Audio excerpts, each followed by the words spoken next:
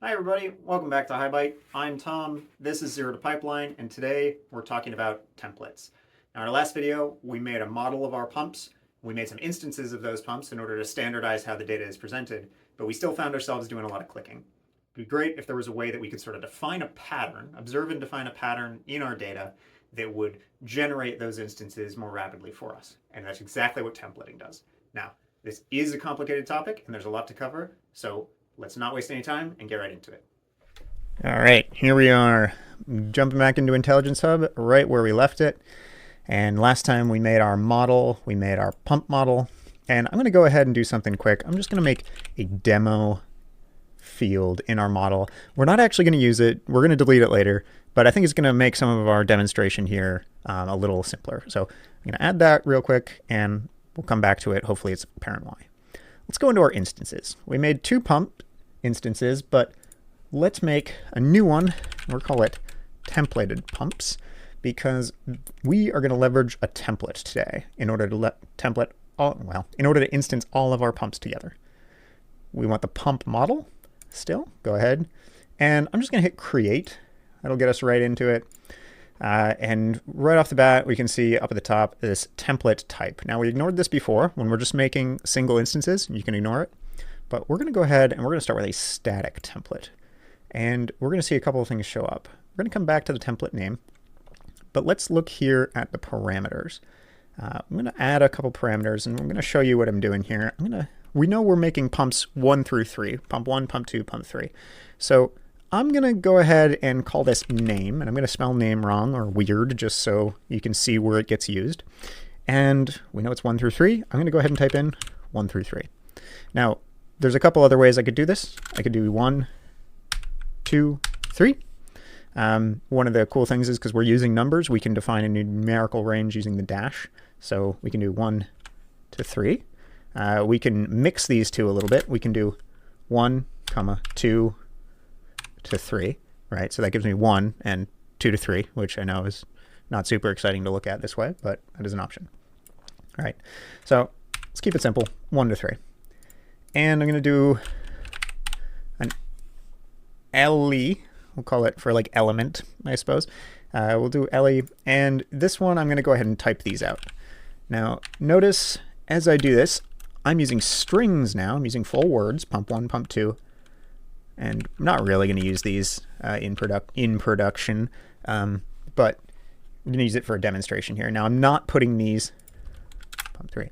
I'm not putting these in quotes. Keep that in mind, and I'll show you why in a moment. Let's go ahead down to our name attribute. Now, the first thing I'm going to do here is use expression type. I currently have reference. That's going to work okay if you want all of your pumps to sort of reference the same thing, or you want to like adjust it sort of minorly. A lot of times I like to work in expression. Just makes me feel like a little more control over what I'm working with. We've seen that references can be very convenient when I'm just dragging and dropping them in from the side. But one thing that's important is this does not allow us to dynamically parameterize a reference. And that's what we looked at 2 videos ago. So we can do that when we use an expression. We can still use references in an expression, and I'll show you that in just a moment. For right now, let's go ahead and keep this real simple. Let's use name. And I'm going to use name. I want to use what I defined in LE, right? We're going back to that handlebar notation that we've seen. When I use the this reserved word, the contextual this reserved word is going to refer to this instance of the template, right? So it's going to refer to pump 1, and then the second time it's going to be pump 2, third time it's going to be pump 3. We'll see that in just a moment. This.le and return. Now, you might think that this is going to work, and I assure you it isn't. Why is that?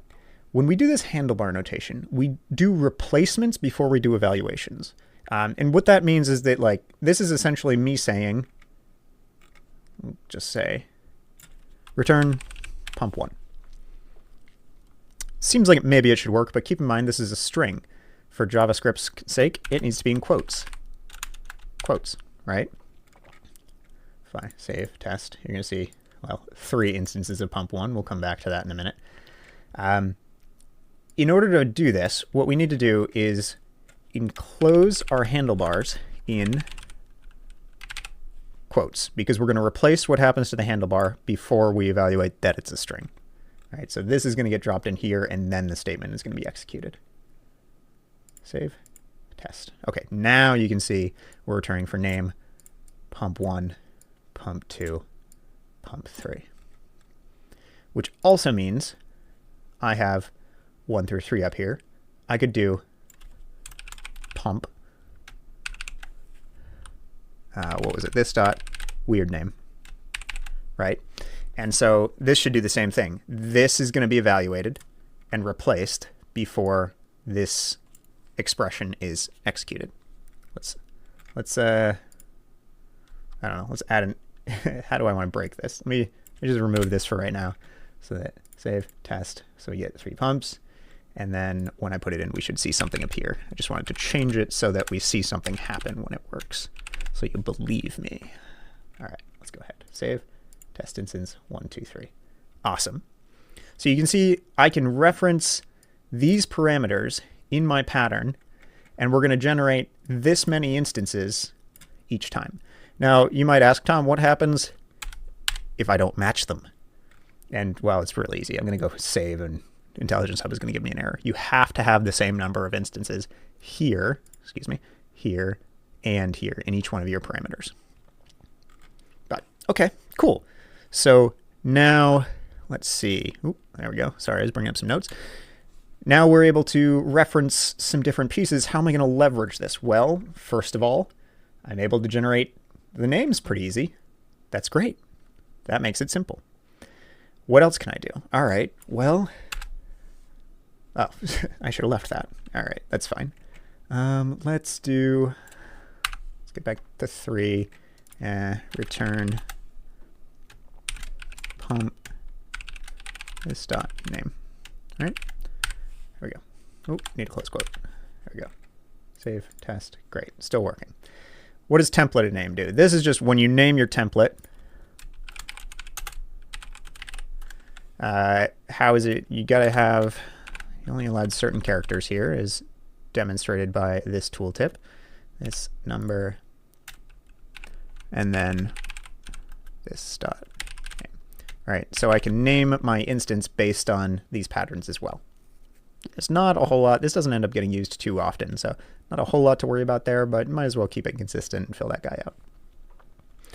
All right, so name, great, easy. Flow, now I need to start reading data in. Okay, let's go ahead and set up an expression and return. And I just want to show you that we can indeed, if I go to my input, and I go to my internal MQTT, I'm just going to grab pump1 here, return that. So these references will still work, even in expression mode. Let me see, return. Oh, and the reason it's not working here is because I have this as real 32, as this is a number. I told it specifically this was going to be a number, and I am giving myself an entire object here. All right, hold on a second. Let's go open the UNS. Let's connect to it. Let's look at, what did I say, pump 1? Yeah, pump 1. Let's get flow rate, dot flow rate. Okay, we'll take this. So this returns me a whole object, I promise. Actually, no, because I made that a simple one too. Whatever. Dot flow rate. There you go. Save, test. Okay, now we've got a flow populated for each one of these, and because we're generating 3 instances of it with our different patterns, we're reading the same thing 3 times. So this is actually reading the flow rate of pump 1 for all 3 of our pumps. That's not quite what we want, is it? What can I do about that? Well, I can parameterize it, right? We made that input. So rather than using the pump 1 topic, I can do bonk. Let's get rid of that. Arbitrary topic. And here I can say my topic equals, and remember I got to do my quotes here, pump, what was it? Pumps slash pump, and then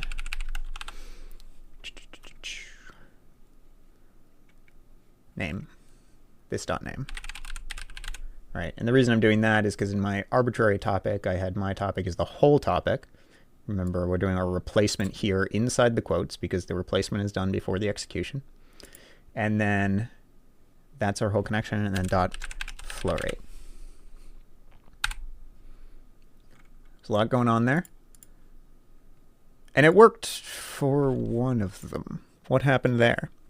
Okay, remember, the whole reason we're doing this is because our pumps are a little wonky. Pump 1, flow rate. Pump 2, flow rate but without a W. Pump 3, flow rate T without a W. Nuts. All right, what can we do about that? All right, well, here's where you get to do some engineering. There's no right answer, except that you have JavaScript at your disposal, and you can find patterns in what's going on here. Now, we're lucky in our pumps because all of our data is at least in the same spot. Like, they're all different names, but it looks like we could do power draw pretty easily because that one's consistent. But let's go do power draw. Let's start there. Power. Do an expression so that I can dynamically reference my input. Need a return statement for my dynamic input. There's my arbitrary topic. There we go. My topic equals, in quotes, pumps slash pump 1. Nope, not pump 1, except I want this dot name. Great. And that gives me back the whole object, like the whole contents of this, and I want capital P power underscore draw. Technically bad juju to start a JavaScript attribute with a capital letter, but we'll let it slide for now. All right, save. Let's test that instance.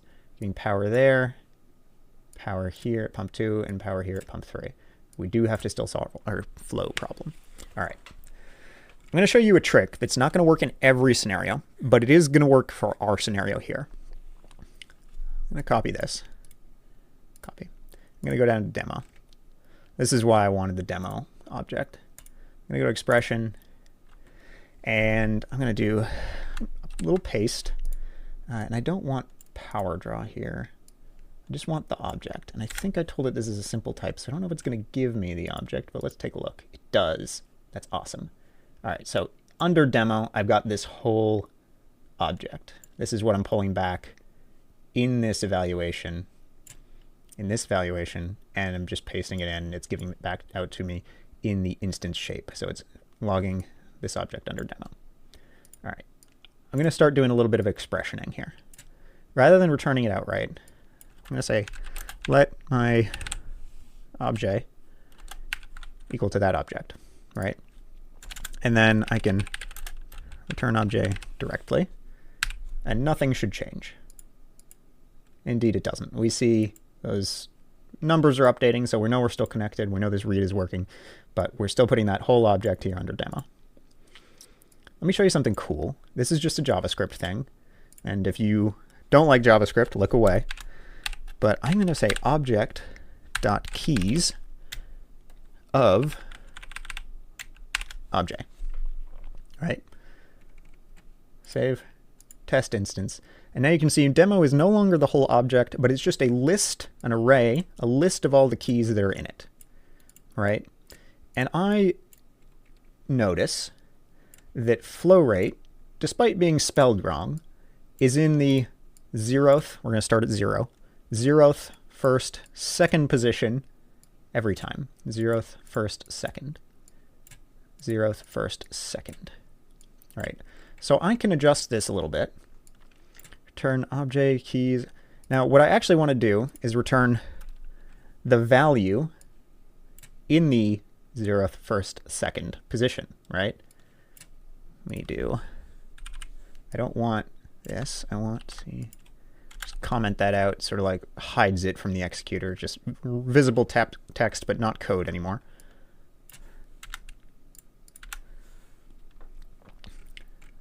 So I'm just showing this.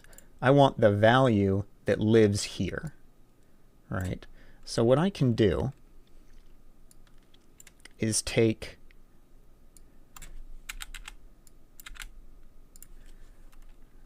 the entire value of obj.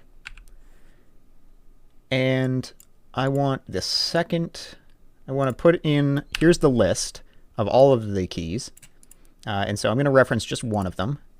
We're going to get a little crazy with the square brackets here, because if I do like object dot flow rate, this is the same as doing object, where are my square brackets? There we go.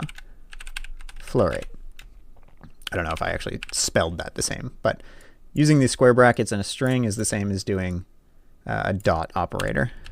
The reason you might want to do that is because now when you use the square brackets, it's a little dangerous because you can mess some stuff up, but it lets you put like variables in here rather than just a like written literal. So what I'm going to do here is I'm going to access, this was an array, or this gave me back an array, and I only want the second value of it. And then I want obj, and I want what was at the second value.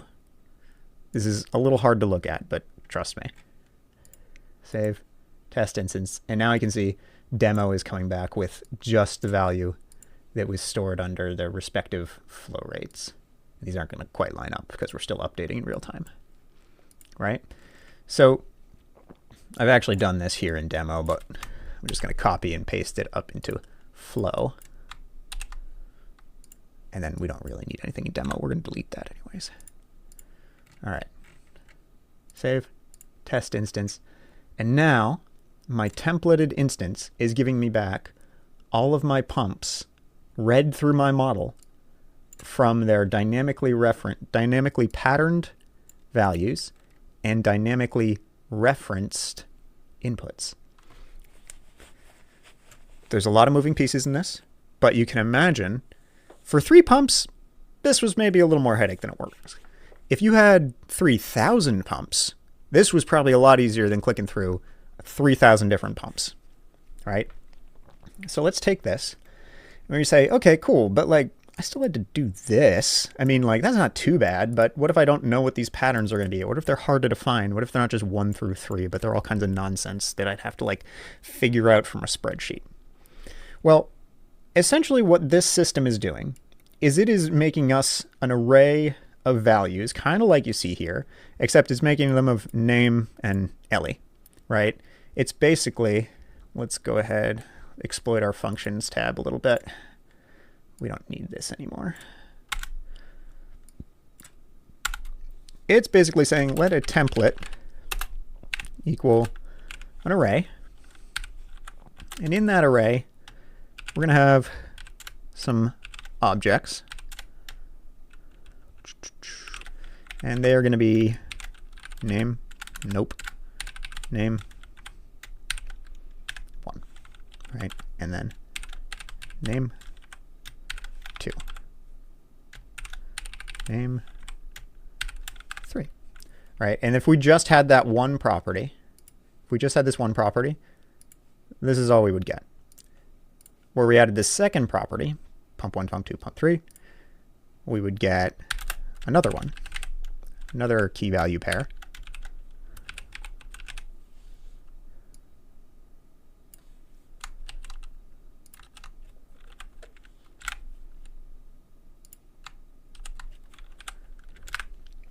Right? We get something like this. So it'd be really cool if we could just like read this in from somewhere and then have that sort of as our like parameter definition, right? Well, in fact, we can. And in fact, that is what we selected a static template type at the beginning. If I select a dynamic template type, that's essentially the same thing as what we talked about here, is using this guy. And where's this come from? Well, we set it up as a reference, which we provide here. Now, it's going to let me do this. It might not. So I'm going to leave this as static now, and we'll come back. I'm going to go make a connection, because if you have a lot of pumps, you might have them in a spreadsheet already, and that's going to make your life real easy. In fact, I've made the most basic of basic spreadsheets here. I've made a nice little CSV, which you can see, and I put bad numbers in here, but I've got one column for name, 1, 2, 3, and then another column for Ellie, and we're going to do pump 1, pump 2, 3. We don't even really use LE, but I just want to put it in here for the sake of it. And that's dynamic template.text. Great. So let's save that guy. And I've just got it saved here on my desktop. So we're going to make a new connection. We're going to call it template CSV. I don't know, template. Seems a little silly. Next, our protocol is going to be file. It's actually I'm going to use the CSV one. It's going to make our lives a little easier. The file directory. I'm just going to go ahead and copy his path. Paste. We don't need that. We just want where it lives, which is there. Create. We're going to make an input. New input. Ooh, excuse me. Template. Template. Definition. Sure. File name. Dynamic template.text. Create. Test input. Perfect. Let's bring this up again. And you can see here I've got an input that is an array of objects. There's name, Ellie, and then we also have some other information here that we don't really need, but we could use if we wanted to. So there we go. I've got my array of objects. I can go back to my instance. I'm going to go ahead and let's go ahead and just return this. Just make a change here so that we can see that it's still working. Close quote. That's what I'm looking for. There we go. Save. I'm going to change this to dynamic. I'm going to change my reference to be, I think I have to clear that and repopulate. There we go. Input, template CSV, template definition, reference, save, test. Oh my gosh, I'm so glad that worked. So you can see here I'm reading in this file and using it to define the parameters that I'm going to use in my definitions. Now, one note about it, when you do this, it's important to note that when you save this configuration, you're going to read that in, and that's going to be the parameters that you have. This is not going to update in real time unless you come back in here and update the save. This isn't getting like regularly checked for new instances. So every time you add a pump to this list or something, that you're going to want to come in here and resave this. Now, I think that's probably okay, because that is going to change relatively often, but it's going to be pretty okay to just come in here and re-import it. It's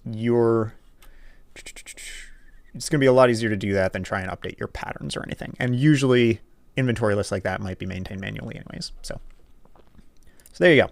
You can set up either a static template where you define the patterns or a dynamic template where you source that pattern from somewhere else.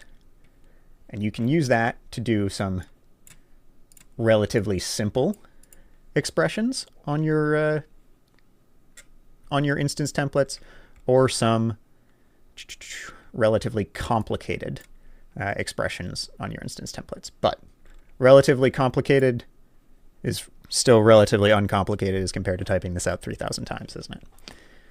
One note I want to make is that you sort of experience this, the depth of this quite well here in the instances. I want to go ahead and show you, I'm going to go back to my connections. I want to look at reading in MQTT again. I'm going to do inputs, new input. We'll call this, whoops, templated inputs. So that, yeah, that's pretty legible. All right. Down here, we can template on an input as well. So we got template type off here. Same thing you've seen before, static and dynamic. You'll be very familiar with this. Name, I'm just going to call it T pump. This dot name. Using the same format again, but we're gonna go ahead and create that parameter. Name 1 to 3, or maybe I'm feeling different today. 1, 2, 3. Great. And the topic is going to be pumps that we're reading in / pump this dot name. Great. Test input. Awesome. Still works. All right, so there you go. You can use it on inputs as well. And I know what you are maybe thinking is like, man, that looks like the same thing we did when we read an arbitrary input. Isn't that like pretty much the same thing? How is that different using templating versus passing a message in? And in fact, it's really not. Something to keep in mind is that if you are, now I don't actually use templating on inputs very often personally. Maybe you find that you will, and that's great. But what I do is I sometimes use the templating here to test how my dynamically referenced inputs, or like how my created messages are going to work. You can use this part, this templating part, as a debugging for how you expect to pass messages into your inputs from your pipeline, for instance. So I did want to take an opportunity to show you that. And if you come up here to the templates, you can click in here, templates, and this is going to show you all the instances, not really instances because we use that up here, all the inputs that are created from your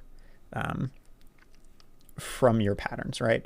And so if we do this drop down, we can see the names of them, tpump1, tpump2, tpump3, and we can click through these arrows to see kind of what the parameters are that are being passed in and what the like population of these fields are. And they're all going to be sort of like updating as they would be. So if you need to debug your configuration, go ahead here into the templates section and you can click through your settings and look at specifically what you're generating.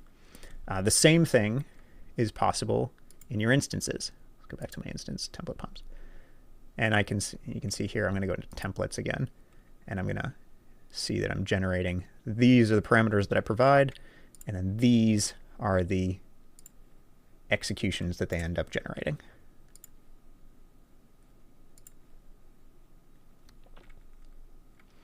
So this is a great way to see what you're actually making, and if something's not working the way you expect it to, sometimes it's because of quotes or escape behavior. So go ahead and check out your templates, see what's going on, take a closer look at it. All right, let's do one more thing. Let's go into a pipeline, new pipeline, read some things. I just want to read what we've generated here so that we can point out kind of how it's going to behave in a pipeline. Sure. Sages IO. I'm just going to do this in a debug here, so we'll just read bonk something. All right, we don't care about the value that is generated here, just what we're reading in. Merge inline, great. Let's do our input first, the one we just made, internal MQTT templated inputs. You're going to see this nice little icon pointing out that, hey man, there's some templating going on here. That's great. That's what I wanted to do. That's what this video is about. Save. Show some debug tools. Get ourselves a little more space. And run. Oh no.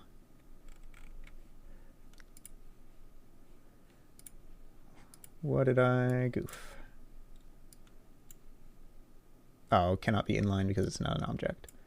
Oh, right. That's because this is generating an array, which is what I came here to point out and then forgot and made it inline instead. So let's make it with a key input. Great. Save. Okay. This time. All right, here we go. So you can see I'm reading in my templated input, excuse me, reading in my templated input, and under input, which is the key that I gave it here, I'm getting an array, there's that square bracket, excuse me, of my, there's my pump 1's input, pump 2's input, and pump 3's input. All right, so keep in mind, when you're reading a templated item, you're going to get an array. You're going to have to prepare to deal with that, whether it is, a lot of times it's just by using a breakup stage into making each one into its own sequential object. That's fine if that's what you want to do. Sometimes you only care about maybe a group of them or something under certain criteria, and you're going to need to check them as you go. It's up to you. A lot of flexibility, a lot of engineering to be done there too. Let's do the same thing, except instead of reading in my, I'm going to change the name of it just for the sake of. Instead of reading in my templated input, let's read in my templated instance. So there's the pump 1 and pump 2 that we made before, but here are my templated pumps. And we're going to see pretty much the same behavior, except now everything is nicely formatted and reliably formatted. And it has that demo field we forgot to delete. Isn't that fun? Again, there's our top level key, and we get an array of our objects. So that is what I've got for you today. We covered a lot of material, but hopefully this made some sense. All right, guys, we covered a lot of material here. We got into some weeds on a little bit of JavaScript, which of course you don't have to do, but know that it is an option to you if you really want to dive down that hole. It can be really powerful. We made some templated instances. We made some templated inputs. We were able to generate a pattern of inputs and a pattern of instances without going through the tedium of clicking into each one of our pieces of equipment and very specifically making an instance for it. So if you find that you have a lot of material that you want to cover or a lot of assets you need to templatize or make instances for, or just a lot of inputs you need to make, and you can identify the patterns that define those inputs, define that equipment, you can probably make a template for it. I really encourage you to try and find a way to do that. It just makes it more maintainable in the future, and it cuts down on your clicking time. So hope this helps you guys. Really glad to have you here for it. I'm excited about the next one too. Take care.